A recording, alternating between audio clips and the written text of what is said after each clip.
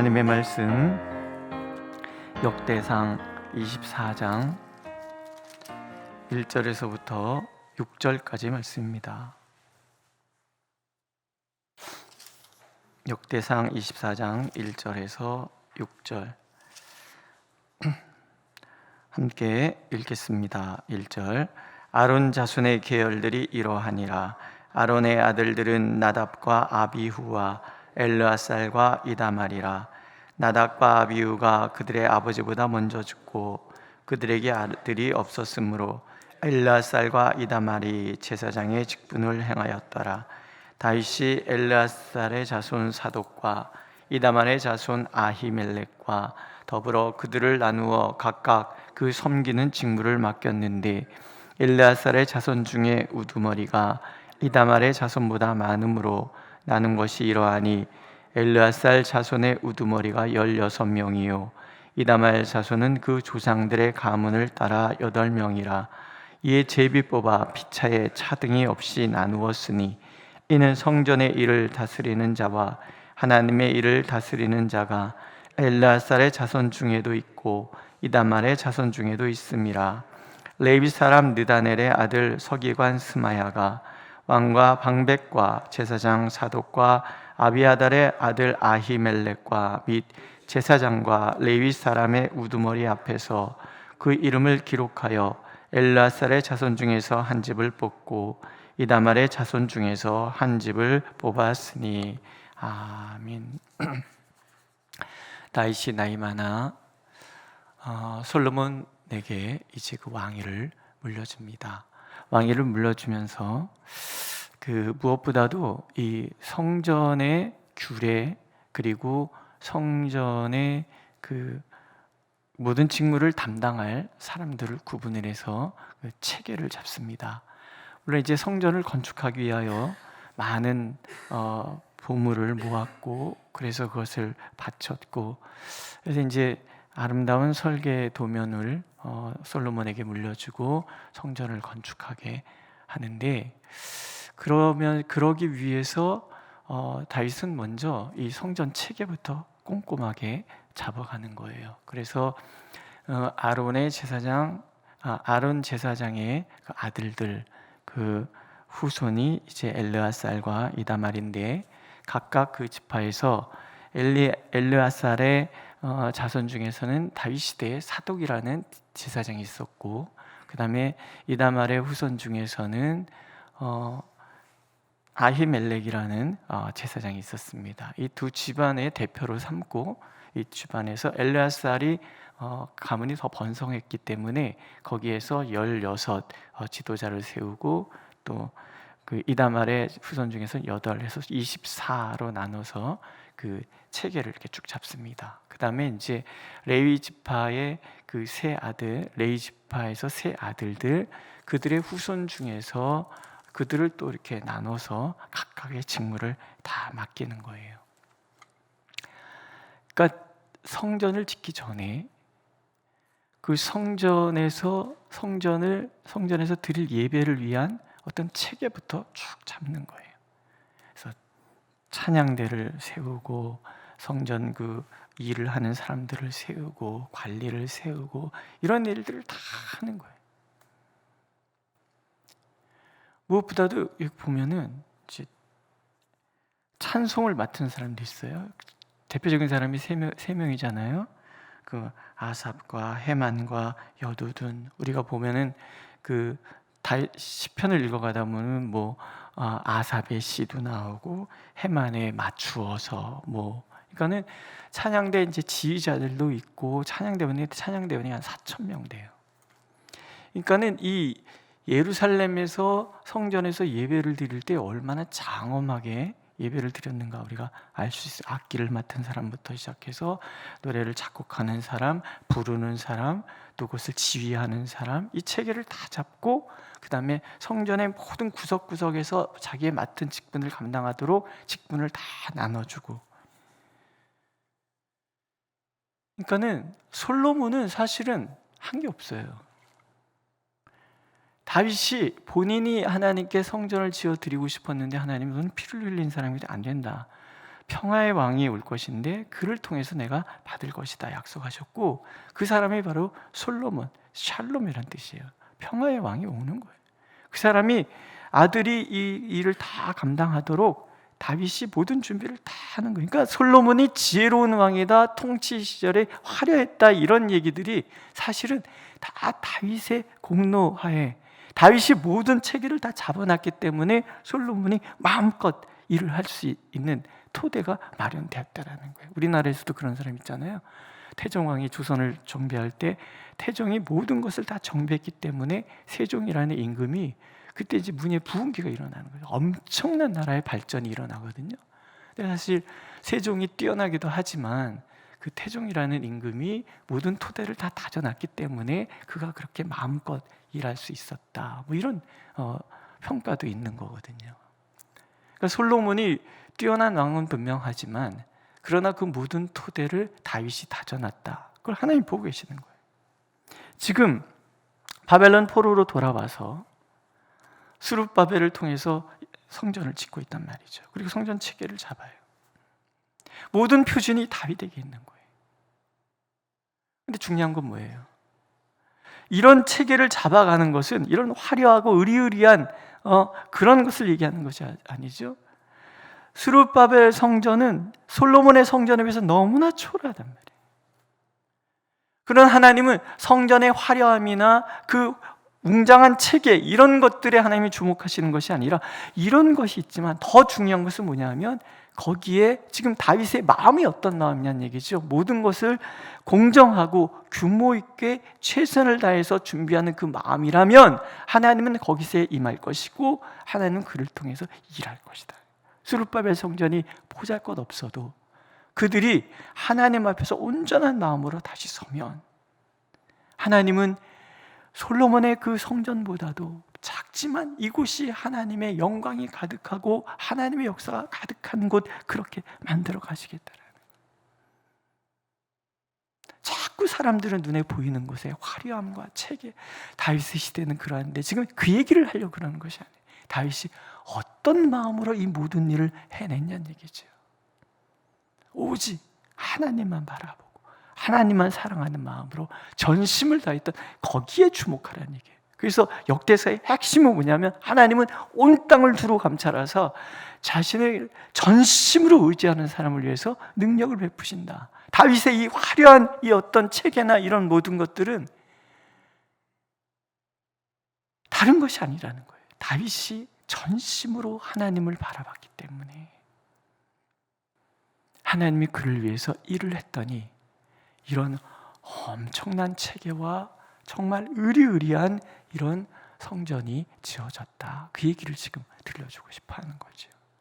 우리 한 사람 한 사람이 어쩌면 우리들의 신앙의 위대한 어떤 이들보다 그렇지 못한 시대를 우리가 살아갈 수 있어요.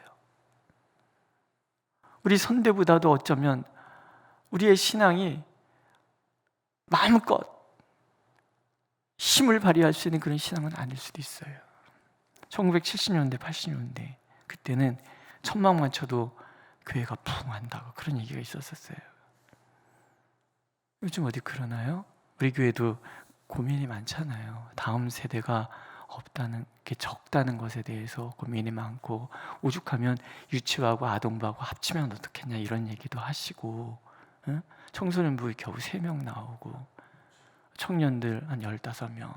그러니까는 참 괜히 어저께 누구야 그 사랑이가 울었나, 사랑이 동생이 울었나 막 우니까는 나가는 사람들 아이고 애 우는 소리가 들리니까 이렇게 교회 갔다 뭐 이런 얘기하고 막 그래요. 괜찮아요. 우리는 굉장히 중요한 장점이 있어요. 뭐냐면 부흥의 세대를 경험하신 어른들이 계시잖아요. 우리가 마음만 먹으면 돼요. 하나님 앞에 전심으로 기도하면 돼요. 그러면 다음 세대는 하나님이 세워. 우리가 무슨 재주로 한 사람을 구원하고 무슨 재주로 애들을 교회를 나오게 하겠습니까? 불가능해요. 중요한 것은 하나님의 부흥의 세대를 경험한 세대가 그 핵심이 뭐냐는 것을 정확하게 파악하는 게 중요한 거죠. 우리가 하나님 앞에서 다윗처럼 전심을 다하여 하나님을 바라보는 모습이 중요한 거예요. 아버지, 내 나이가 몇인데 이 나이가 어때서? 노래도 있잖아요. 야야야 이 나이가 어때서 사랑하기 딱 좋은 나이인데 그 사랑을 우리는 그런 사랑은 아니에요. 하나님을 사랑하기에 이보다 더 적합한 어딨냐는 얘기죠. 우리가 그 마음으로 하나님 앞에 서는 거예요. 다윗이 말년에 최선을 다해서 성전 건축을 예비했던 것처럼 우리 또한 보이지 않지만 하나님 앞에서 우리의 그 생을 하나님 앞에 전심으로 드는 거죠. 화려하게, 아름답게. 그렇다면 하나님은 과거 젊었을 때보다 힘이 당연히 없죠. 옛날에는 안 그러지, 그런 얘기 듣지 않으셨어요? 30대, 40대 황소도 때려잡을 나이라고. 그런 화려한 시대는 아닐지 몰라도 우리 교회가 가지고 있는 장점과 우리가 가지고 있는 이 놀라운 하나님 만남의 경험들을 살려서 그때는 그랬는데 게 아니라 이때 나는 다윗처럼 마지막 불꽃을 피우리라 이런 마음으로 하나님 앞에 서면 어떤 그 가톨릭 신부 중에서 황 무슨 신부님이라고 있어요. 근데 그분은 그 유튜브 보면 가끔 그 사람 강의하는 얘기 막 나오거든요. 근데 그분이 어느 날 이런 얘기를 하더라고요. 자기 성당에 100 몇 세 할머니가 한 분 계시다는 거예요. 근데 이제 그분이 70대 때 자녀들이 우리 여행 가자. 그럼 이 나이에 내가 무슨 여행을 가리 그랬대요. 80대 때 자녀들이 또 물었대. 우리 같이 여행 가자. 아이고 이 나이에 내가 무슨 여행을 가리. 90대 때 또 물어봤대요. 우리 여행 가자. 아이고 이 나이에 내가 무슨 여행을 가리. 근데 100살이야. 그래서 그 할머니가 그랬대요. 아이고 70대 때 여행 가자 할 때 가고 80대 때 여행 가자 할 때 가고 90대 때 여행 가자 할 때 가고 그랬으면 나는 되는데 30년 동안 그냥 이 나이에 내가 그러고서 허송생활했다 이거지. 그런 얘기를 막 하더라고요. 그래서 이 사람 진짜 재밌다 그랬는데요. 보세요. 우리가 지금 최선을 다하는 거예요. 지금 우리가 하나님 앞에 부르짖고 우리가 지금 하나님의 영광을 위하여 살아가는 거예요. 우리가 할 수 있는 일들을 가지고. 그러면 다음은 하나님이 하시는 거예요. 하나님이 세워가시는 거예요. 하나님이 체계를 잡고 하나님께서 수많은 이 지역에 지금 죽어가는 사람들이 얼마나 많아요. 이 수많은 사람들의 생명선으로 구원의 방주의 역할을 우리 교회가 감당할 수 있도록 하나님이 막 이곳에 보내주실 거예요. 믿으십니까? 예. 오늘 보면은 아론 자손의 계열들이 이러하니라 라고 시작이 되잖아요. 이스라엘 모든 사람 중에 특별히 택해서 세운 대제사장이란 말이죠. 직분은 너무 귀한 거예요. 예비자로 서는 것은 무엇보다 귀하단 말이죠. 이 제사장 가문이라는 것은 하나님 앞에 가장 가까이 서 있는 그런 사람들이잖아요. 대제사장 같은 경우에는 하나님과 1년에 한 번씩 독대까지 하는 사람이란 말이에요. 얼마나 귀하냔 말이죠. 근데 이 직분을 모두가 소중하게 생각한 건 아니에요. 아론의 아들이 4명 있었잖아요. 그중에 나답과 아비후가 첫째 아들, 둘째 아들이란 말이에요. 이 사람들이 제사장이 돼서 다음에 아론이 하나님께 부름 받고 나면 그 다음에 나답이 대제사장이 될 그럴 사람이에요. 근데 이 사람들은 직분에 대해서 별로 중요하게 생각하지 않았어요. 하나님께서 다른 불을 드리지 말라 그랬는데 술이 취해서 그냥 엉뚱한 불 갖다가 막 번제를 드리고 그런 거예요. 그러니까 하나님의 불이 나서 죽었잖아요. 그리고 나서 그 두 형들이 죽고 나서 그 다음에 엘르아살과 이다말이 이 다음 일들을 감당을 하는 거예요.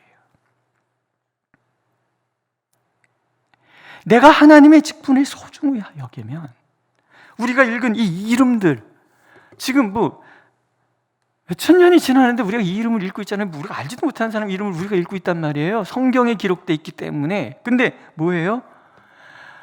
어떤 사람은 하나님 맡긴 직분 대수롭지 않게 생각하다가 그렇게 역사 이름도 없이 사라져버리고 엘르아살과 이다말은 그 직분 소중하게 여겨서 본인뿐만이 아니라 그 후대까지도 하나님의 생명책에 기록되는 영광을 얻었단 말이에요.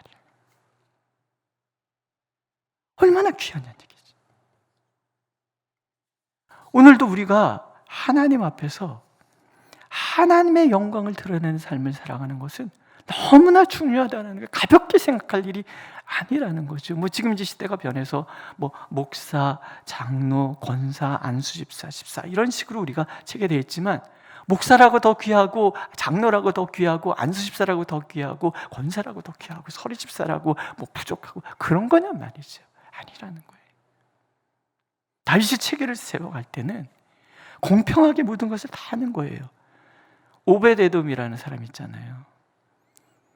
우사가 뛰는 바람에 다윗이 무서워서 그냥 법궤 잠깐 맡겼던 그 집.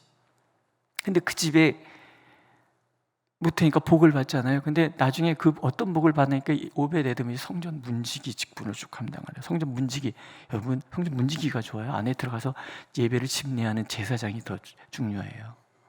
근데 성경은 담담하게 오벳에돔의 자손은 문지기였다라고 얘기를 하고 있는 거예요. 이 얘기는 뭐냐면 시편 84편에 보면 이래요. 내가 악인의 장막에 있는 것보다 내 하나님의 집에 문지기로 있는 것이 좋사오니. 그러니까 이 사람들은 뭐든지 어떤 직분이든지 하나님이 내게 맡겨주신 직분은 대제사장만큼 소중하게 생각했다라는 얘기예요. 하나님이 그것을 기뻐하셨고 그렇게 그들을 사랑하셨다는 거예요. 그러니까 이름을 다 기록해 놓으시는 거예요. 오늘도 우리가 우리에게 주신 직분을 하나님 앞에서 감당을 한다 그러면 우리를 통해서 그 다음에 영적 부흥의 시대가 열리는 거예요. 다윗이 이런 체계를 잡아놓고 그 다음에 놀라운 부흥의 시대가 그 다음에 다가오는 것처럼 오늘도 우리가 하나님 앞에 우리의 직분을 다한다면 감당하는 거죠. 또 다윗은 왜 이렇게 공평하게 나눌 수 있었을까? 다른 거 아니에요. 시편 3편에 보면 다윗이 이런 고백해요. 여호와여 주는 나의 방패시요 나의 영광이요 나의 머리를 드시는 자이시니다. 베들레헴 총구석에 이름 없는 목동, 아버지조차도 인정하지 않는 그런 목동을 들어다가 하나님께서 이스라엘 제사장 나라의 중심에 세웠단 말이에요. 다윗은 이게 너무 중요한 거야. 그렇기 때문에 제사장의 역할을 침범하려고 들지 않아요. 각각 자기의 역할. 그래서 갓이나 나다니엘은 선지자도 옆에, 선지자는 선지자 역할, 제사장들은 제사장의 역할, 왕은 왕의 역할, 하나님이 세우신 이 삼중직, 기름 부어 세우시는 이 세 가지 직분에 대해서 자기 역할을 충실히 하는 거예요. 침범하지도 않고 그 역할 다 감당하니까 하나님이 다윗이 너무 좋은 거야. 그래서 사도행전을 보면 내 마음에 쏙 드는 사람이라고 얘기한단 말이에요. 다윗은 늘 흠이 많잖아요. 그런데도 하나님은 이런 다윗의 충성을 다하는 모습, 자기가 그렇게 됐기 때문에 모든 사람도 다 존중해가는 이 공평한 이 처사들을 하나님 기쁘게 여기셨고 솔로몬의 세대에 엄청난 부흥의 역사가 일어나도록 만들어 주셨다라는 거죠. 믿으십니까? 오늘 우리가 눈물로 기도하는 것들이 결국 여기에 쌓이고 우리가 알아주지 않더라도 내 맡은 직분을 잘 감당하는 것이 여기에 쌓여서 우리 교회의 후대뿐만이 아니라 성도님 여러분들의 가문이 정말 이 아론의 제사장의 가문처럼 위대하고 아름답고 하나님을 가까이 섬기고 하나님으로부터 놀라우신 은혜의 복을 받는 엄청난 가문들이 되시기를 축복합니다. 기도하겠습니다. 하나님께서 우리를 불러 세우실 때는 참으로 존귀하신 하나님의 그 은혜가 우리를 붙들고 있음을 깨닫게 하심을 위함인 줄 압니다. 오늘도 우리가 주님 앞에 부르짖는 이 부르짖음이 하나님 앞에 상달되고 우리가 주님 앞에 올려드린 이 모든 헌신의 눈물과 땀들이 하나님 앞에 다 기록되어 우리를 통해서 새로운 시대가 열리고 우리를 통해서 놀라운 부흥의 역사가 일어나는 줄로 믿습니다. 오늘 우리 처지에 초라하다 낙심할 것이 아니고 이 모습 이대로 주님 앞에 설 때에 우리의 연약함을 통해서 당신의 강함을 드러내시는 아버지께서 이 모든 것들을 통하여 우리를 통해서 영광 받으실 줄로 믿습니다. 그렇게 다음 세대가 놀랍게 부흥하는 교회, 다음 세대를 일으키는 가정들이 다 될 수 있도록 축복하여 주시옵소서. 예수님의 이름으로 기도드렸습니다. 아멘. 하늘에 계신 우리 아버지, 아버지의 이름을 거룩하게 하시며 아버지의 나라가 오게 하시며 아버지의 뜻이 하늘에서와 같이 땅에서도 이루어지게 하소서. 오늘 우리에게 일용할 양식을 주시고 우리가 우리에게 잘못한 사람을 용서하여 준 것 같이 우리의 죄를 용서하여 주시고 우리를 시험에 빠지지 않게 하시고 악에서 구하소서. 나라와 권능과 영광이 영원히 아버지의 것입니다. 아멘.